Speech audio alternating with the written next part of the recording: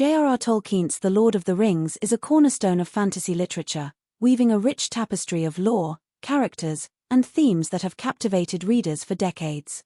Among its most iconic and terrifying creations are the Nazgul, the Ringwraiths, once great kings of men corrupted by the power of Sauron's Rings of Power. In Peter Jackson's cinematic adaptation of The Lord of the Rings, 2001 to 2003, the Nazgul are brought to life with a blend of practical effects, digital wizardry, and creative liberties that both honor Tolkien's vision and adapt it for the visual medium. This comprehensive exploration delves into how the Nazgul were changed in the movies compared to the books, analyzing their portrayal, characteristics, narrative roles, and the artistic decisions that shaped their cinematic presence. Spanning approximately 8,000 words, this story traces their transformation, offering a detailed comparison while celebrating their enduring impact.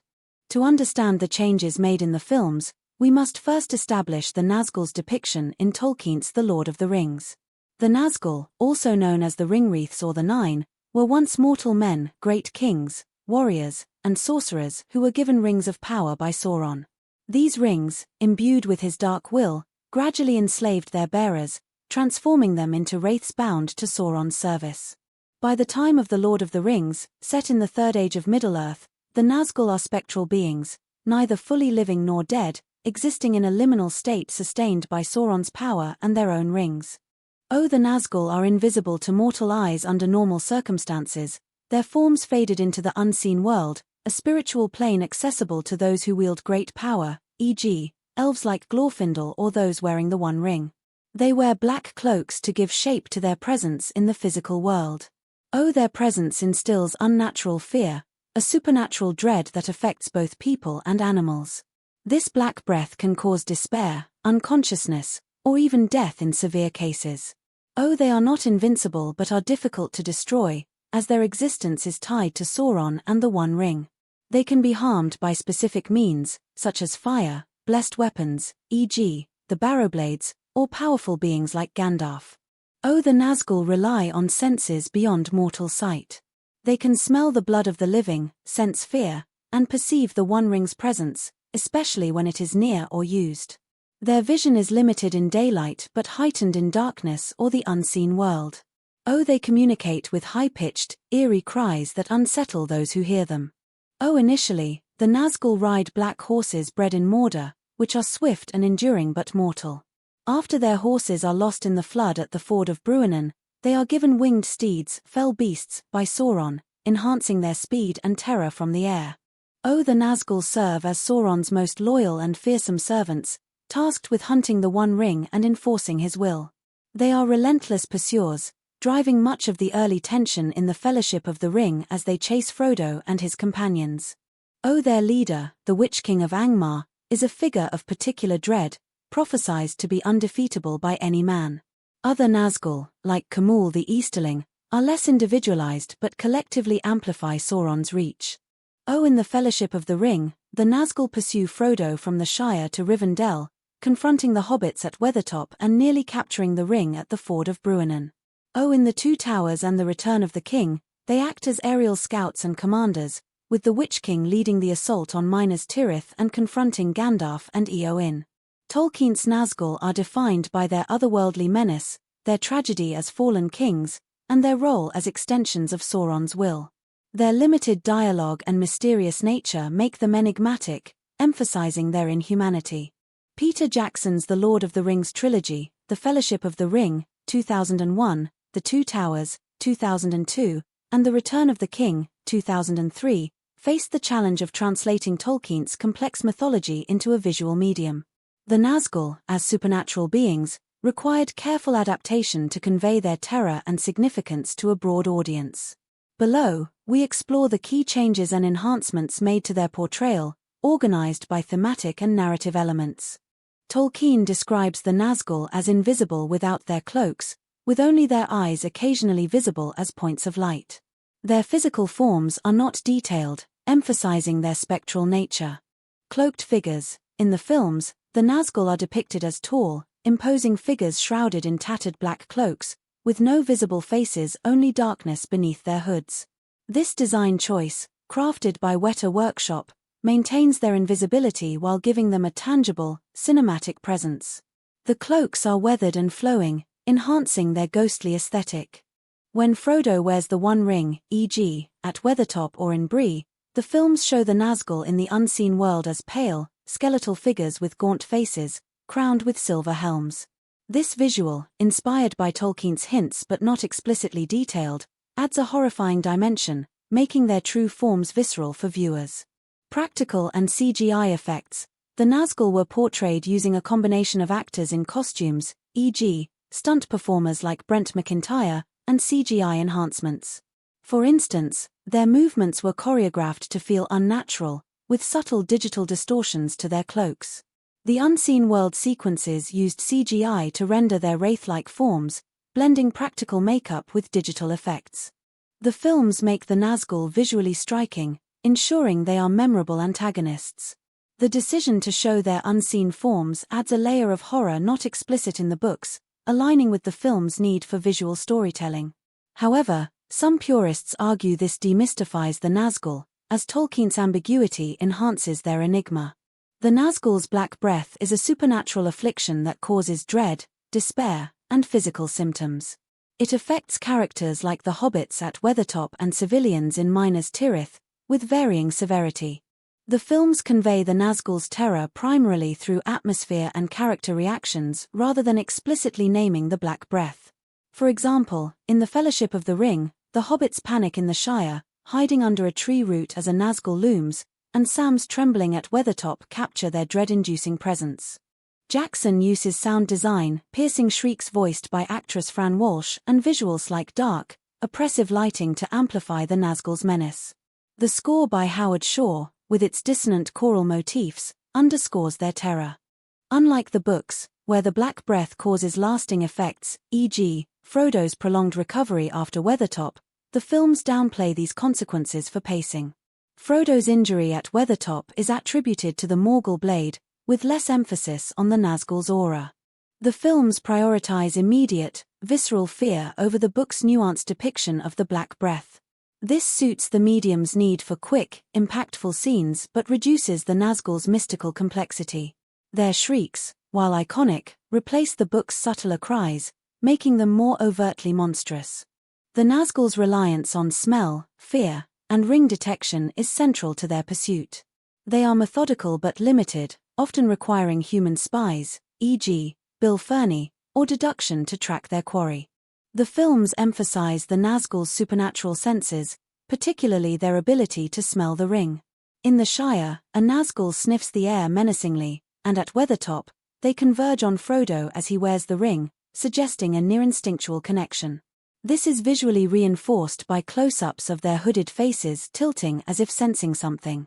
The films portray the Nazgul as relentless and direct. In the Shire, they ride through Hobbiton, questioning locals and creating chaos, unlike the book's stealthier approach. Their attack on Bree, slashing at empty beds, adds a sense of brutal efficiency not as pronounced in Tolkien's text. The Nazgul have minimal dialogue in the films, limited to guttural commands, e.g., Shire, Baggins, and their iconic shrieks. This contrasts with the books, where they occasionally speak, such as when questioning the Gaffer or commanding at the ford. The films amplify the Nazgul's predatory nature, making them more immediate threats.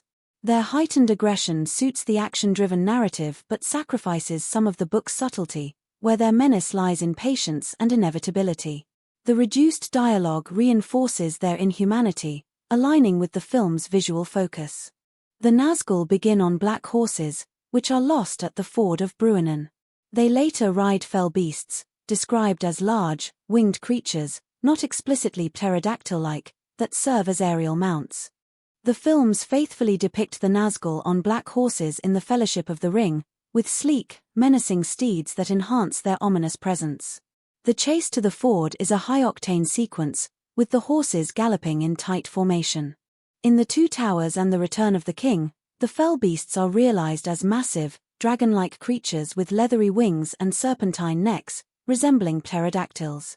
Designed by Weta Workshop, they are visually spectacular, with a wingspan that dwarfs their riders. Their introduction in The Two Towers, swooping over the dead marshes, is a chilling moment, and their role in the Battle of the Pelennor Fields is expanded, with the Witch King's beast attacking Theoden's horse. The films delay the Nazgul's use of fell beasts until the Two Towers, whereas in the books, they acquire them soon after losing their horses. This change builds anticipation and gives the horses more screen time in the Fellowship of the Ring. The fell beast's design is a creative liberty, as Tolkien's description is vague. Their pterodactyl-like appearance makes them visually distinct and terrifying, enhancing the film's spectacle. The extended use of horses maintains narrative continuity in the first film, but the fell beast's delayed introduction slightly alters the Nazgul's threat progression. The Nazgul are secondary antagonists, serving Sauron's will. Their pursuit of Frodo drives the Fellowship of the Ring, while their later roles as scouts and commanders highlight their versatility. The Witch King's confrontation with Eowyn is a climactic moment, fulfilling the prophecy. The Shire scenes are expanded, with the Nazgul actively terrorizing hobbits, adding urgency. The tree root hiding scene, absent from the books, is a standout moment of suspense. At Weathertop, the Nazgul's attack is more choreographed, with 5 Ringwraiths encircling the hobbits.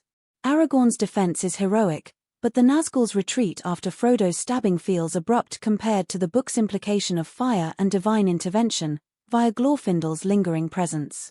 The Ford of Bruinen Chase is a cinematic triumph, with Arwen, replacing Glorfindel, summoning the flood. The Nazgul's horses are swept away, but the films omit their temporary dispersal, making their later reappearance less explained. The Nazgul's fell beast appearance in the Dead Marshes, spying on Frodo and Sam, is a film invention. It heightens tension but deviates from the books, where they are less active at this stage. Their role in Osgiliath, attacking Faramir's forces and nearly capturing Frodo, is another addition. This scene, absent from Tolkien's text, underscores the ring's peril but arguably overextends the Nazgul's presence. The Witch King's confrontation with Gandalf at Minas Tirith is amplified. In the extended edition, he shatters Gandalf's staff, a dramatic liberty not in the books, where their standoff is unresolved. This change elevates the Witch King's power but diminishes Gandalf's authority. The Battle of the Pelennor Fields sees the Witch King's defeat by Eowyn and Merry, closely following the books. However, the fell beast's role is more prominent, with Eowyn's fight against it adding action.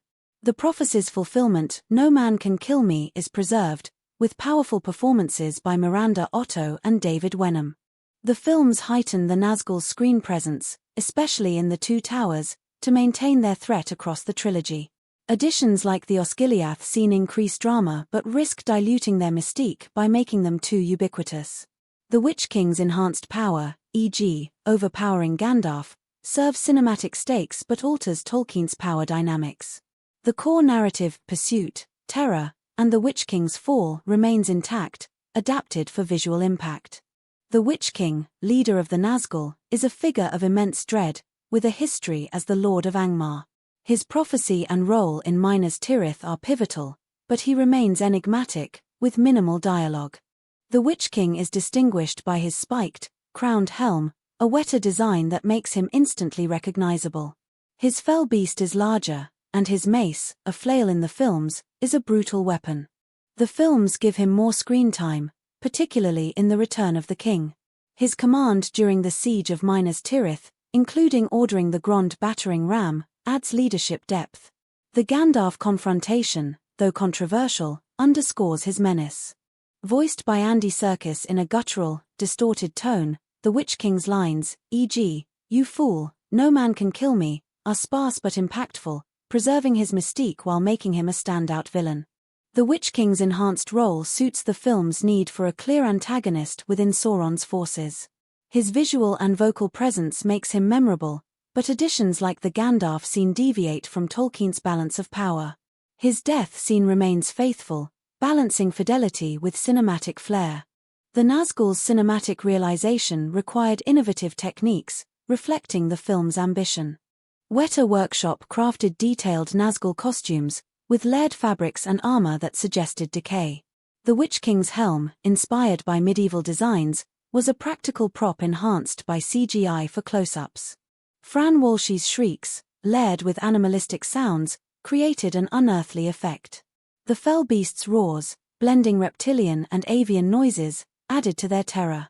The unseen world sequences used CGI to render the Nazgul's wraith forms, with motion capture ensuring fluid movement. The fell beasts were fully digital, with animators studying birds of prey for realism. Stunt performers, riding trained horses, executed complex chases, with CGI smoothing transitions, e.g., the Ford sequence. The Pelennor Fields battle combined practical stunts, Eowyn versus the fell beast, with digital Nazgul. These innovations made the Nazgul a technical triumph, blending practical and digital effects to create a cohesive, terrifying presence. The Nazgul embody Tolkien's themes of corruption and lost humanity. Their fall from kings to wraiths reflects the seductive danger of power, a cautionary tale tied to the One Ring. The films retain this theme but emphasize spectacle and horror. The Nazgul's tragic backstory is less explored, with their menace foregrounded. Scenes like Frodo's temptation to surrender the ring at Osgiliath tie them to the broader narrative of resistance against corruption. The Witch King's defeat by Eowyn reinforces the film's empowerment themes, with her gender-defying victory given emotional weight. The film's Nazgul became pop culture icons, inspiring merchandise, video games, e.g., Shadow of Mordor, and fan art. Their shrieks and fell beasts are instantly recognizable, cementing their place in fantasy cinema. While widely praised, the Nazgul's adaptation sparked debate among fans and scholars.